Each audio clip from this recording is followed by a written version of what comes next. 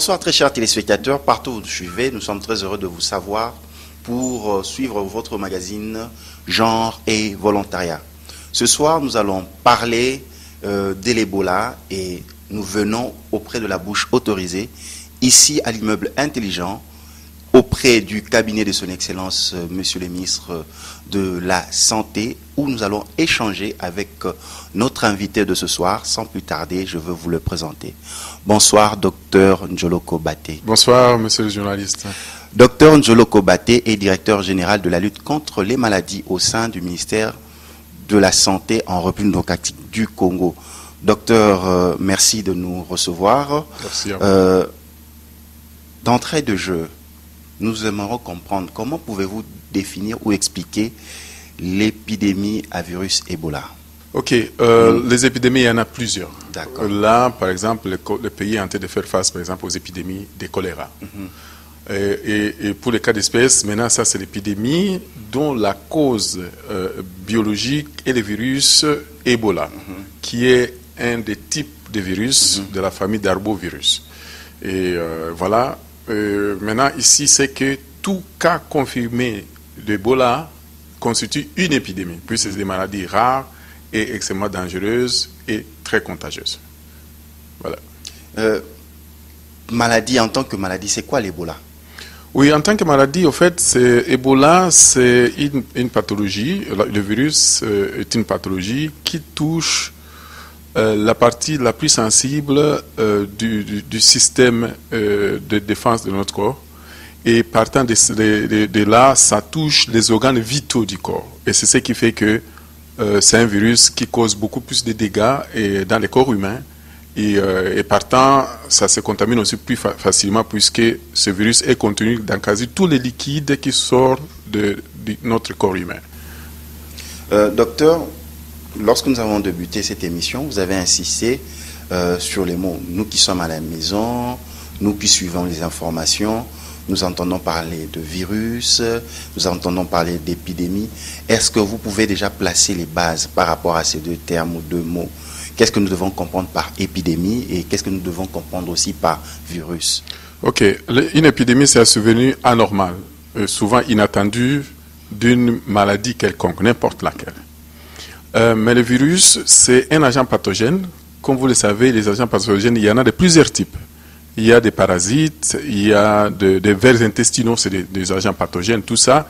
Du plus grand qui sont les vers intestinaux au plus petit. Et les plus petits des agents pathogènes, c'est-à-dire les agents qui causent la maladie chez l'être humain, même chez les animaux, les plus petits d'entre eux, c'est les virus. Voilà, juste de façon globale. Et les virus, eux, ont la propension de s'attaquer aux cellules. Contrairement aux autres, par exemple, les vers intestinaux ne s'attaquent pas nécessairement aux cellules. Il y en a qui s'attaquent, qui juste diminuent l'absorption de la nourriture, par exemple. Et partant de là, vous avez un effet indirect. Mais les virus, eux, s'attaquent, ne vivent que dans les cellules ou aux dépens des cellules. Docteur Njoloko Baté, nous aimerions comprendre à quel moment est apparue cette maladie que vous appelez Ebola en République démocratique du Congo et quels sont les facteurs qui ont concouru à son existence ici dans notre pays. Ok. Je ne pense pas qu'on puisse avoir la date exacte du moment où cette maladie est apparue en RDC.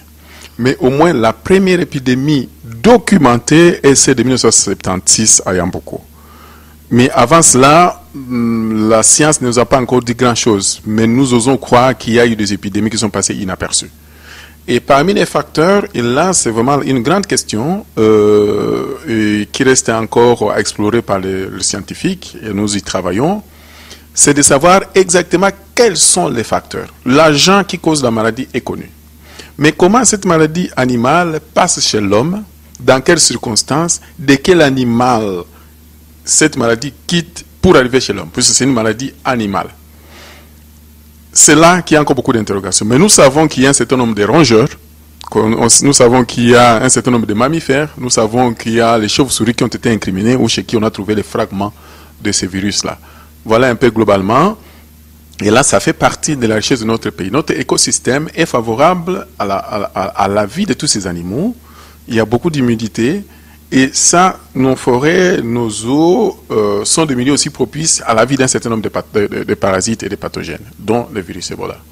Très chers téléspectateurs, partout où vous nous suivez, que ce soit sur Kin 24 FM ou Kin 24 Télévision, nous sommes ici au cabinet de son Excellence, Monsieur le Ministre de la Santé, où nous sommes reçus à l'immeuble Intelligent pour parler sur cette question de maladie Ebola. Et là, pour nos échanges de ce soir, nous avons notre interlocuteur, le docteur Njoloko Baté, directeur général de la lutte contre les maladies au sein du ministère de la Santé en République démocratique du Congo. Docteur, comment se passe, comment est infecté l'être humain par cette maladie? Ok, une fois de plus, c'est lié à la première question. Mais au moins, la connaissance nous indique que la manipulation des animaux domestiques contaminés, surtout l'animal retrouvé dans la forêt et tout déjà mort, ce que nous appelons une carcasse.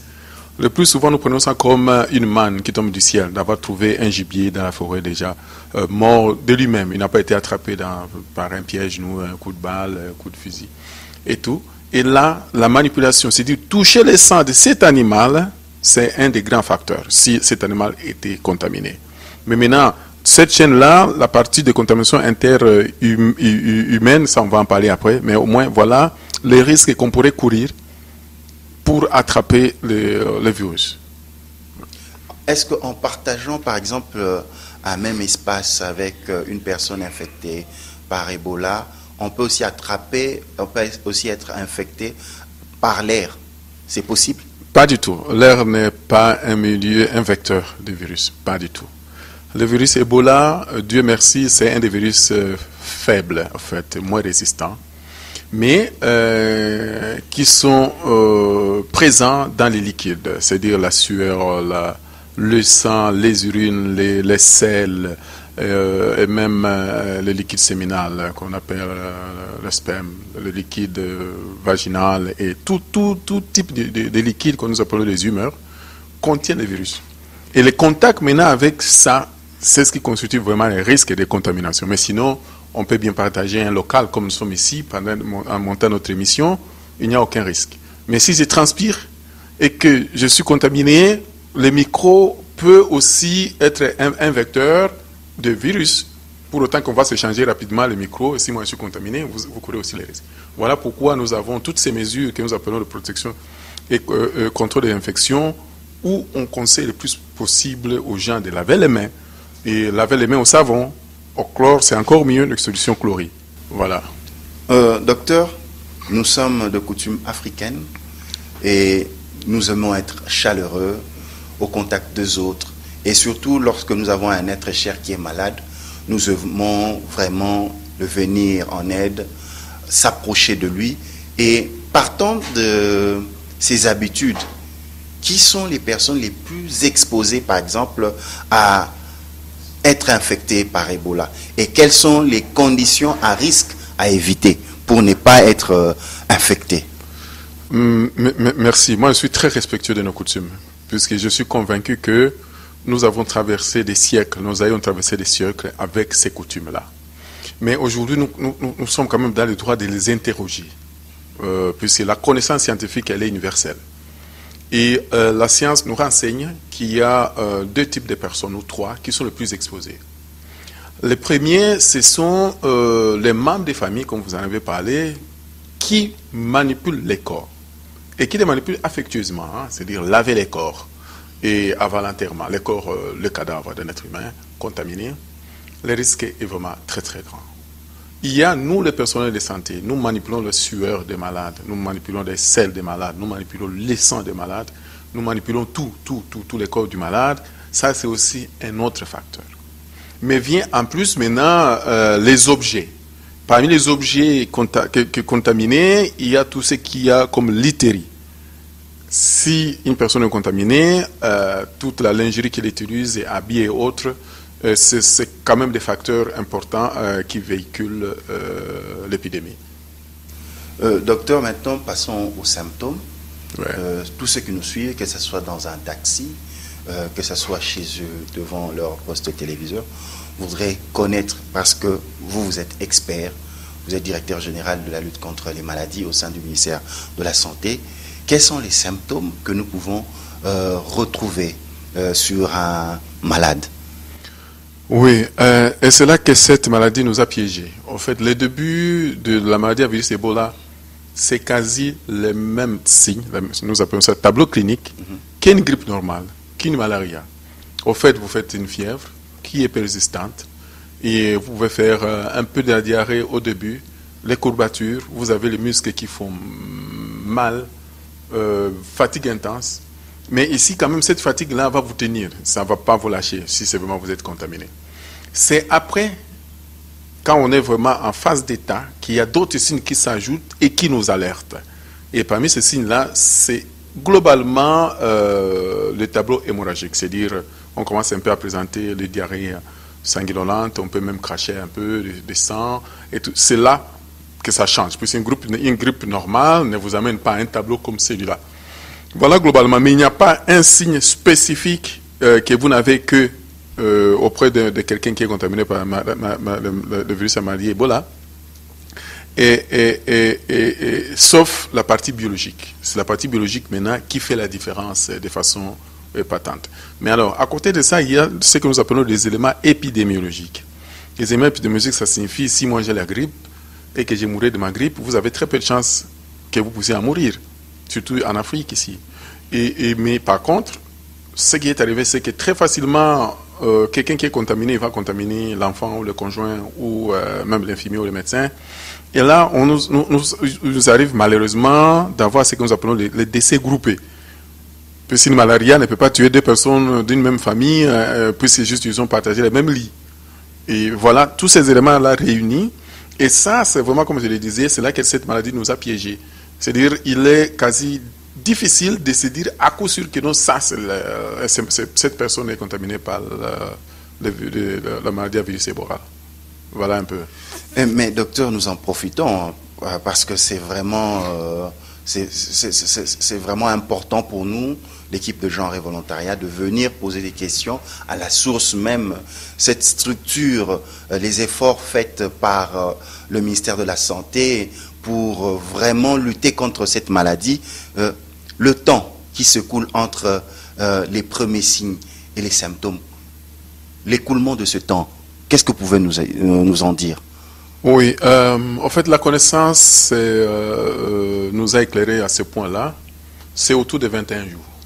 En fait, une personne qui a été contaminée, au bout de 21 jours, doit déjà avoir développé les symptômes spécifiques à la maladie. Et d'ailleurs, c'est ce qui justifie pourquoi la déclaration de la fin, nous le faisons sur des pans temporels de 21 jours, 21 jours. Mais sinon, avant cela, les signes peuvent apparaître 7 jours après, 5 jours après même. Il y a eu des cas comme ça, et d'autres 10 jours après, 18 jours après. Docteur, maintenant parlons de traitement. Oui. Est-ce que un malade d'Ebola, lorsque vous avez Ebola, c'est fini, c'est la mort certaine. Est-ce qu'il y a-t-il une prise en charge médicale? Et cette prise en charge peut-elle aboutir à une guérison totale, définitive et complète? Bon, guérison totale, ça signifie que nous avons des personnes guéries d'Ebola, que nous appelons des survivants maintenant, mais avant c'était des personnes guéries. En fait, aucune épidémie Ebola a tué à 100% toutes les personnes contaminées, comme beaucoup d'épidémies, puisque le corps humain a quand même des mécanismes qui le permettent.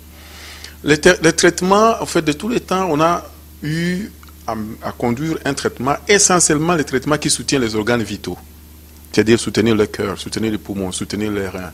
Ça, ce sont des médicaments, des traitements que nous appelons traitements symptomatiques. Et alors, ces traitements-là, c'est un traitement sur lequel actuellement la connaissance nous a apporté d'autres. Actuellement, il y a carrément des traitements médicamenteux. Mais pour cette épidémie, vous serez tenté de me poser la question, est-ce que vous les avez utilisés? Non, nous ne les avons pas utilisés. Puis ces nouvelles molécules qui demandent absolument que tout ce qu'il y a comme homologation d'utilisation d'une nouvelle molécule dans notre pays puisse être respecté. Et ça prend beaucoup de temps, et cela à 3 volets. Il y a toute la partie réglementation, c'est-à-dire tout ce qui est comme administration. Il y a toute la partie d'approbation scientifique et il y a la partie d'approbation éthique. Et ces trois éléments-là, ça prend un peu de temps quand même pour que les gens se rassurent. Mais actuellement, la connaissance a mis plusieurs types de molécules qui ont déjà donné quelques succès ailleurs et que nous étions prêts à utiliser ici. Mais ce process-là a pris un peu de temps. Docteur, nous en profitons parce que nous sommes toujours dans ce volet. Parlons de la prévention. Existe-t-il un vaccin? Et certaines langues dans nos quartiers, certaines personnes sont en train de dire à très bientôt, nous aurons aussi besoin des vaccins comme celle de la fièvre jaune contre Ebola. Qu'est-ce que vous pouvez nous en dire? Oui, il faut quand même dire que le sang des Congolais est en train de sauver les autres Congolais du virus Ebola. En fait, ce que je veux dire par là, c'est que les essais de vaccins ont commencé en Afrique de l'Ouest, mais les gros, nous avons fait aussi ici. Et vous avez vu à la télévision. Et là, les études sont encore en train d'être conduites pour que nous puissions affiner et la connaissance autour de ces vaccins. Il y a plusieurs types de vaccins, autant que les médicaments. Je pense que pour les téléspectateurs, ce n'est pas ce qui importe. De ne citer des noms un peu compliqués pour le commun du mortel. Mais alors, pourquoi je dis ça? Puisque le Congo a été le premier pays à être touché par ce virus. Mais l'évolution de la science a toujours été bénéfique à notre pays pour qu'aujourd'hui, à la 9e épidémie, nous avons eu beaucoup plus d'armes qu'à la 8e, à la 7e et les autres précédentes épidémies. On peut se dire qu'aujourd'hui, nous sommes sur le chemin d'aboutir à un vaccin qui pourrait être utilisé à grande échelle. Et ça, nous le confirmons. Mais pour combien de temps, les recherches continuent. Mais nous avons été actifs et très participatifs comme pays dans cette évolution scientifique. Nous sommes ici au cabinet de Son Excellence, Monsieur le Ministre de la Santé, pour parler Ebola, avoir la vraie information compte tenu de la lutte en République démocratique du Congo. Docteur, 2018, un nouveau cas, foyer. Le ministre de la Santé, Orly Ilunga, est descendu sur terrain avec toute son équipe pour coordonner cette lutte. Parle-nous. Qu'est-ce qui s'est passé à Mbandaka? Et pourquoi encore parler de l'Ebola en 2018? Qu'est-ce qui a concouru à cela? Et comment s'est passée la coordination de cette lutte? Et à très bientôt, nous allons parler de la fin d'Ebola.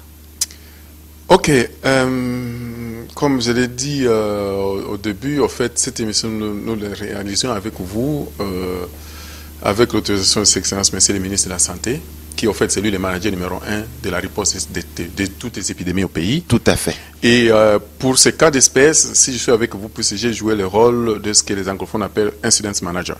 C'est-à-dire c'est un peu le chargé des opérations de la riposte. Et c'est très important quand vous êtes dans toute bataille.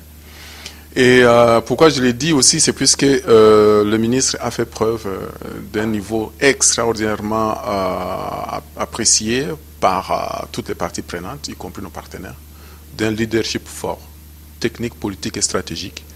Et c'est là aussi que je salue l'engagement du gouvernement une fois de plus, et de façon très particulière pour cette épidémie ici, que le gouvernement se soit mobilisé, en commençant par le chef de l'État, jusqu'à tous les membres du gouvernement et le Premier ministre, le chef du gouvernement. Alors, dans ma petite expérience, je pense que cette épidémie a été une des meilleures coordonnées de lutte contre Ebola. Et cela a donné des résultats. En fait, nous avons fait face à la première épidémie qui était sur 4 foyers à la fois. C'est-à-dire que c'était pratiquement compliqué de gérer.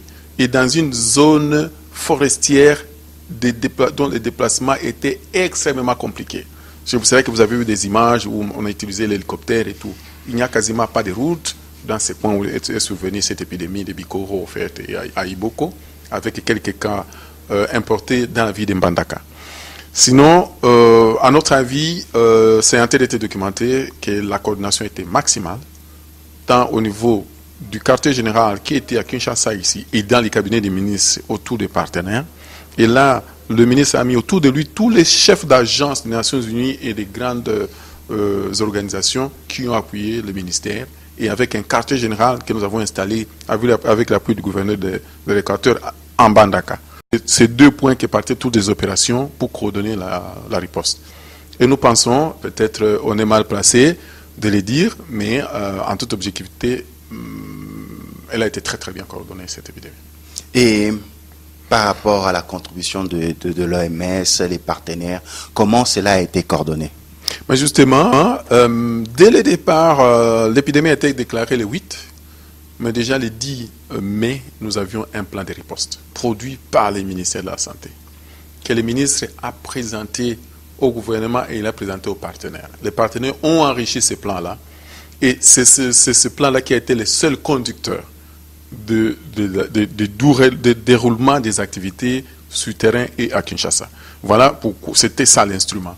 Et ce n'était pas aussi évident comme ça. Et c'était un document unique où tout le monde a apporté ce qu'il pouvait apporter, les gouvernements, les bailleurs et même il y a des personnes de bonne volonté qui ont aussi apporté leur part. Et parlons de la surveillance parce que le comportement aussi de la communauté.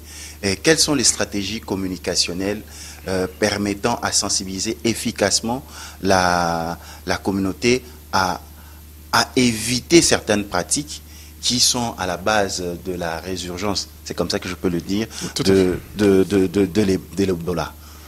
Ok, vous êtes un homme des médias. Je pense que vous avez fait, vous-même, vous êtes fait votre religion de voir combien tout ce qu'il y a comme instruments et outils de communication ont été utilisés. La télé, la radio, les Twitter, Facebook, WhatsApp, tous ces réseaux ont été utilisés dans cette riposte.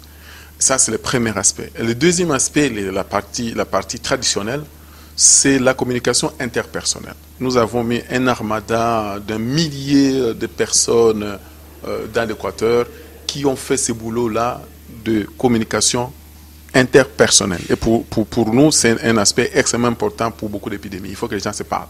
Que vous arrivez dans un ménage, vous parlez au papa et à la maman de la maladie. Et ça a été fait, même à Kinshasa ici.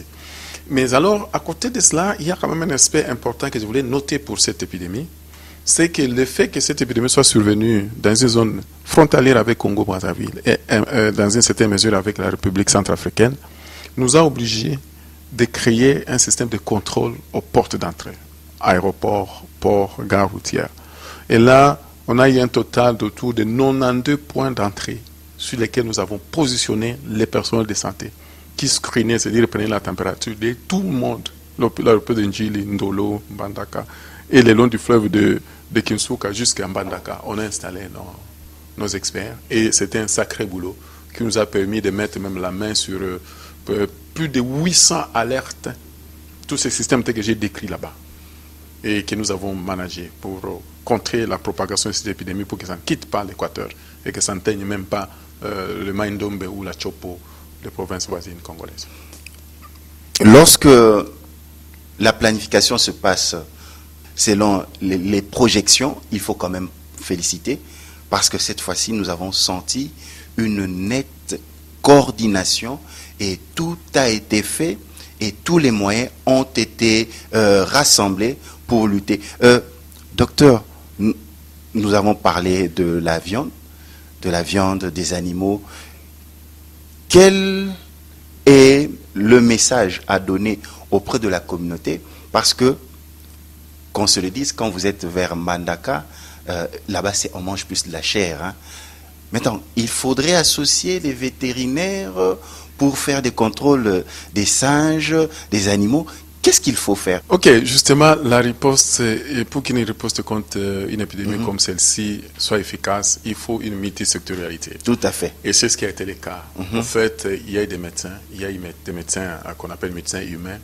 Nous avons eu le recours et l'appui des médecins vétérinaires, des biologistes, des anthropologues, des psychologues, des sociologues, les logisticiens, les communicologues. Il y a eu beaucoup de profils professionnels qui ont été mis à contribution. Et là, c'est clair que même la partie études, nous avons encore beaucoup de choses à faire avec les vétérinaires dans les contrôles de la santé animale, qui constitue même un des éléments importants du règlement sanitaire international, que nous n'avons pas que la santé humaine, mais la santé humaine est étroitement liée à celle des animaux. Et voilà pourquoi nous appelons le One Santé, One Health, c'est-à-dire la santé des êtres humains protégés et liés à celle des animaux. Bref, on a fait recours aux médecins vétérinaires et les autres professions.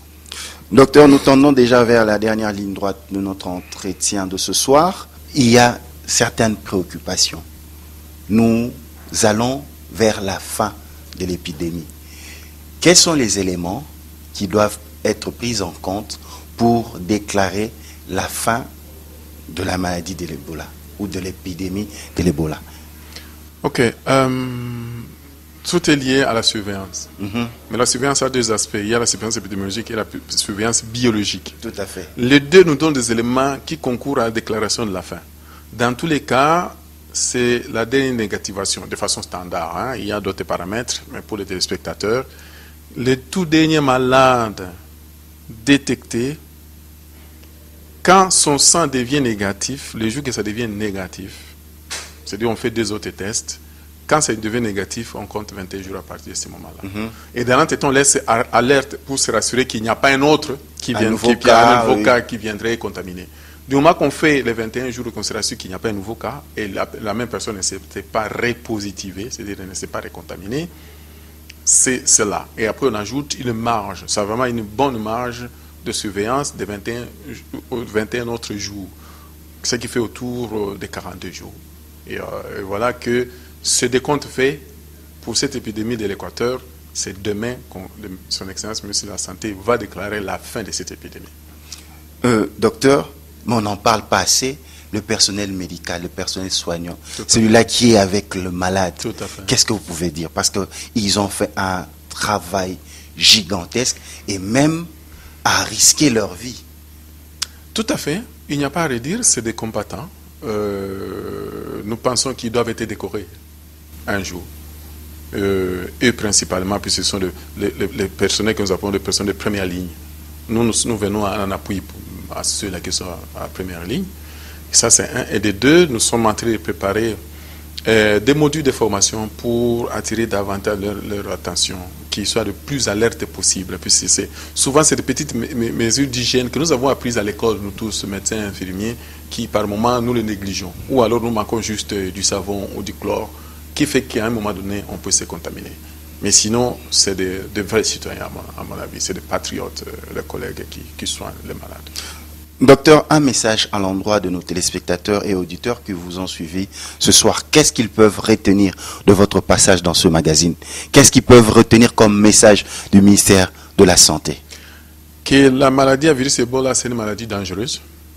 Nous avons 16 provinces qui sont susceptibles de développer une épidémie de la maladie à virus Ebola, sur les 26 que nous avons, évidemment 25 plus la ville de Kinshasa.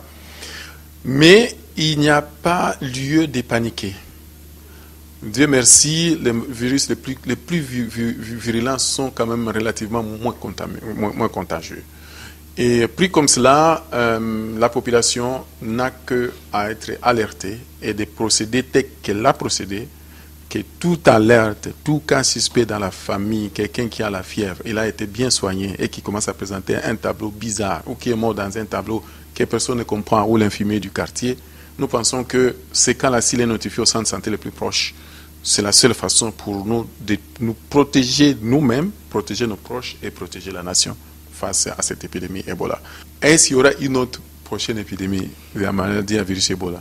Je peux vous dire clairement que la probabilité est grande.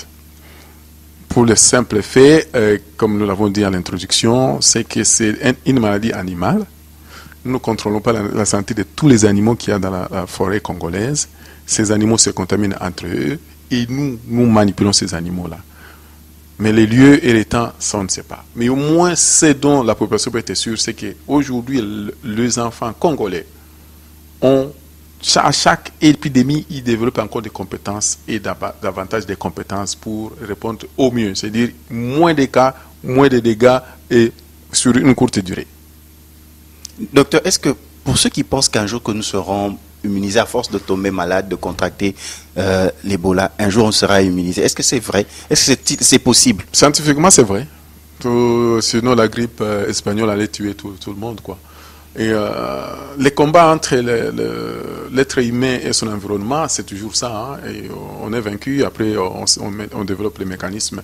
Autant que nous le faisons à grande échelle, c'est-à-dire les êtres humains, autant que nos cellules aussi se combattent et se prémunissent face aux ennemis. Mais il ne faut pas attendre. C'est pour cela que nous devons mener tous les combats que nous menons, y compris les vaccins, les médicaments et autres, pour renforcer maintenant la partie entre guillemets, cible du virus. Perspective d'avenir dans la lutte et terminer avec une note d'espoir hein, pour la communauté. La note d'espoir, c'est que pour le ministre de la Santé, avec l'appui du gouvernement, a pris l'engagement de construire ce que nous appelons le centre de contrôle des maladies en RDC.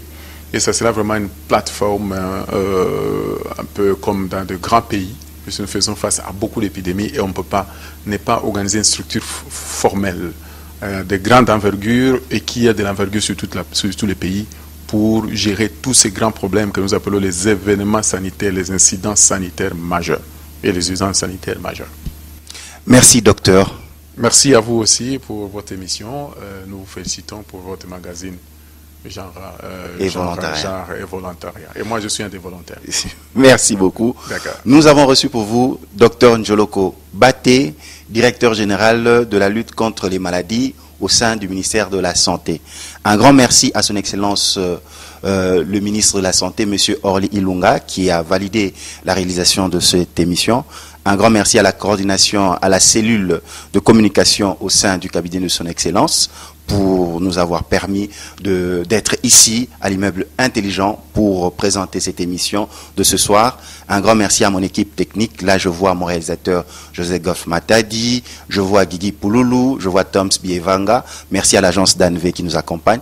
Merci à l'honorable Clément Zao. Quant à moi, je vous dis, restez branchés sur la chaîne Reflet de Kinshasa. Vous nous suivrez mercredi à 20h juste, heure de Kinshasa, rediffusion vendredi à 13h30 et vous pouvez aussi nous suivre sur Kin 24 FM au 87.6. Là, nous sommes le samedi à 20h15 et rediffusion dimanche à 16h15. Merci.